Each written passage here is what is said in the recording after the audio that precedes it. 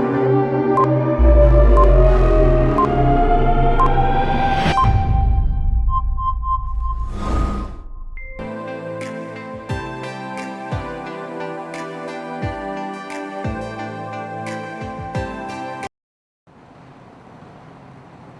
everyone, Assalamu alaikum. I hope so. All of you are fine and enjoying the video lectures. اور میں امید کرتا ہوں کہ آپ نے جو ہم نے پریویس لیکچر میں پیج نمبر 1 اور 2 ڈسکس کیا تھا شارٹ سٹوری بٹن کا، اس کو بھی ضرور گو تھرو کیا ہوگا. آپ کے رسپانسز سے پتہ لگتا رہا کہ آپ نے کس وے میں ٹیکسٹ کو پڑھا اور آپ کو کتنی اس کی سمجھ آئی. تو ہم انشاءاللہ آگے بھی اس سلسلے کو ایسے ہی جاری رکھیں گے. آج جو لیکچر ہے نیکسٹ، اس میں بٹن سٹوری کے نیکسٹ پیجز کی بات کروں گا. بالکل اسی طریقے سے پیج وائز ان میں جو امپورٹنٹ پوائنٹس ہیں ہم اس کو ڈسکس کریں گے تاکہ آپ کو سٹوری کا آئیڈیا مل سکے، اور پھر آپ ان پیجز کو جب پڑھیں گے تو ایک اچھی انڈرسٹینڈنگ کریٹ ہو سکے گی. لاسٹ ٹائم ہم نے پیج نمبر 1 اور 2 کی بات کی تھی، اور اگر میں تھوڑا سا اس کو سم اپ کروں آپ کے لیے، ہم نے بات کی تھی کہ نورما کو اپنے گھر پر ایک پیکیج ریسیو ہوتا ہے، مسز اسٹیورٹ اس سے ملنے آتے ہیں، پش بٹن آفر کے بارے میں بتایا جاتا ہے جو کہ کیا تھی، if you push the button somewhere in the world someone you don't know will die and in return you will get $50,000. یہ پش بٹن آفر تھی جو مسز اسٹیورٹ نے انہیں دی، جس پر آرتھر جو ہے وہ خاصا اوفینسو دکھائی دیتا ہے. وہ پش بٹن یونٹ اور لفافہ واپس کر دیتا ہے، اسٹیورٹ چلے جاتا ہے اور نورما کچھ تجسس کا شکار دکھائی دی ہمیں. اب ہم جب آگے بڑھتے ہیں پیج نمبر 3 سے، ہم نے بات کی تھی کہ نورما کے اندر وہ بے چینی کی کیفیت ظاہر ہو چکی تھی، یعنی وہ پیسوں کے بارے میں بہت ہی دلچسپی سے سوچ رہی تھی. وہ اسی اپنی ذہنی کیفیت کو برقرار رکھتی ہے. جب ہم آگے بڑھتے ہیں تو ہم دیکھتے ہیں نورماز assumptions about the offer. Norma, انسان کو جب کسی چیز پر تجسس ہوتا ہے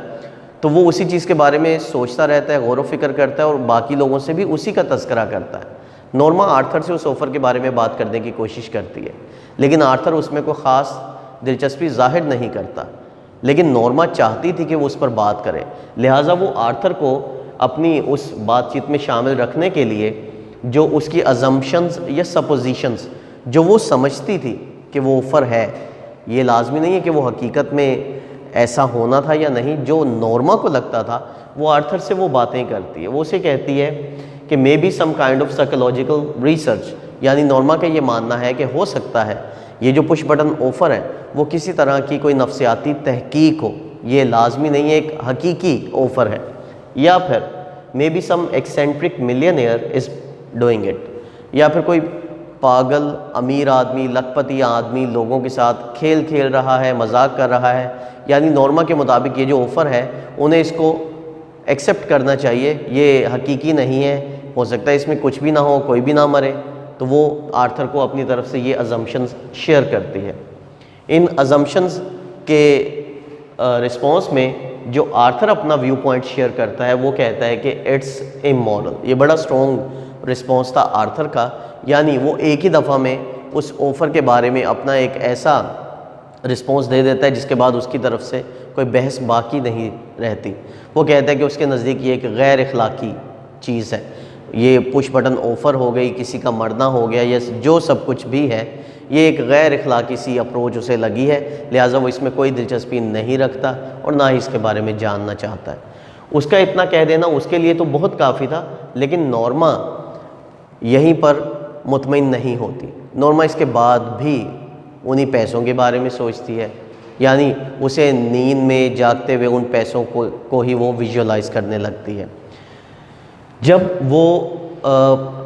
آفس چلے جاتے ہیں نیکسٹ ڈے تو نورما اس کارڈ کے ٹکڑوں کو جوڑ کر پھر سے اسے ٹھیک کر لیتی ہے اسکاچ ٹیپ سے، اور اس پر مسز اسٹیورٹ کا نام اور نمبر ویزیبل ہو جاتا ہے. وہ تجسس کی اتنی شدید کیفیت میں تھی کہ وہ شام میں اپنے دفتر سے آنے سے پہلے ہی مسز اسٹیورٹ کو اپنے دفتر سے کال کر دیتی ہے اور مسز اسٹیورٹ سے دوبارہ اس آفر کے بارے میں ڈیٹیلز ریکنفرم کرتی ہے. اسٹیورٹ سب چیزیں پھر سے اسے بڑے اعتماد کے ساتھ بتاتا ہے کہ واقعی یہی آفر ہے، واقعی $50,000 جو ہے وہی اماؤنٹ ہے، اور نورما کو ہر طرح سے پھر سے کنونس کرنے کی کوشش بھی کرتا ہے.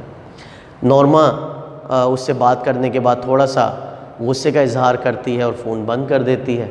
جس پر اسٹیورڈ یہ بھانپ لیتا ہے کہ اگر نورما نے اسے پھر سے فون کیا ہے تو اس کا مطلب ہے اسے آفر میں دلچسپی تو ہے، لہٰذا وہ نورما کے غصے کے باوجود اس بٹن یونٹ کو دوبارہ سے نورما کے گھر پر ڈیلیور کروا دیتا ہے۔ نورما جب دفتر سے گھر پہنچتی ہے تو اسے پھر سے دوبارہ بٹن یونٹ اپنے دروازے پر دکھائی دیتا ہے، اور اب یہاں پر پھر سے نورما کا امتحان تھا کہ وہ اب کیا کرے۔ نورما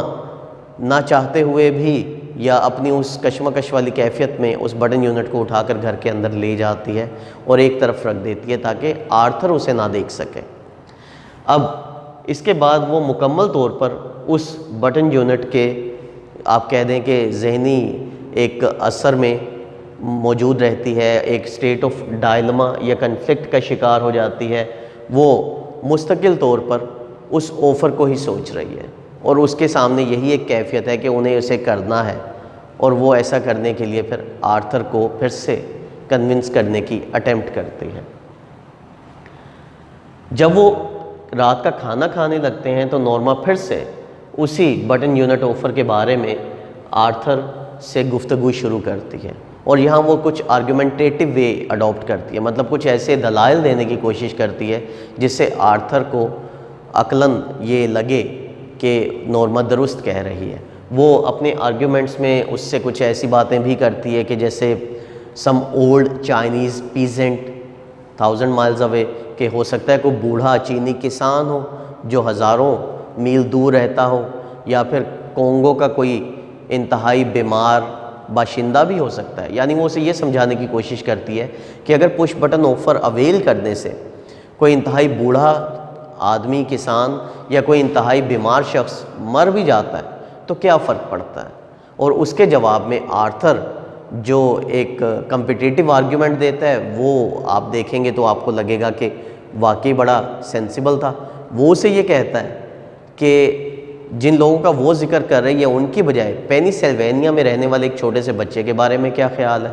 یا وہ جس بلاک میں رہتے ہیں ان سے نیکسٹ بلاک میں اگر کوئی چھوٹی سی بچی بٹن دبانے سے مر جائے تو پھر اس کے بارے میں کیا خیال ہے۔ یعنی آرتھر کے جو آرگیومنٹس تھے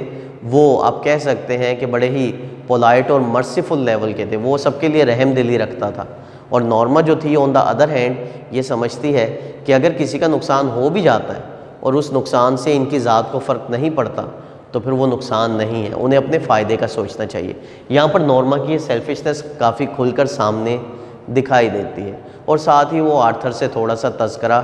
وشز کا بھی کر دیتی ہے۔ آرتھر جب نورما کی یہ والی صورتحال دیکھتا ہے تو آرتھر لکس اپارٹ، آرتھر خاصا دہشت زدہ دکھائی دیتا ہے، یعنی اسے خوف محسوس ہوتا ہے کہ نورما واقعی اس پیسوں کی لالچ میں اس حد تک جو ہے وہ اثر انداز ہو چکی ہے کہ وہ اب اس سے نہیں نکل پا رہی، اور وہ شاید صحیح کو غلط ماننے پر تلی ہوئی ہے اور غلط کو صحیح ماننے پر تل چکی ہے۔ نورماز وشز ڈرائیونگ ہر کریزی، نورما ان پیسوں کے لیے اس لیے بھی خاصی ڈیسپریٹ تھی کیونکہ وہ اپنی وشز میں بے حد اس وقت اوور ہیم تھی، انفلوئنس تھی۔ انسان کی زندگی میں خواہشات ہوتی ہیں، آپ ان خواہشات کے سہارے ہی جیتے ہیں، آپ محنت کرتے ہیں، کام کرتے ہیں، یہ سوچتے ہیں کہ ایک وقت ایسا آئے گا کہ آپ اپنی خواہشات کو پورا کر لیں گے،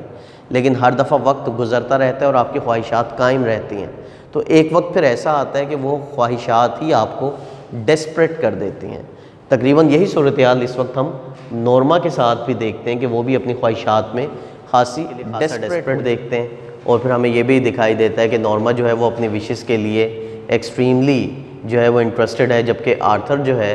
وہ تھوڑا سا اسے سمجھانے کی بھی کوشش کرتا ہے اور اس سے خوف زدہ بھی ہوتا ہے۔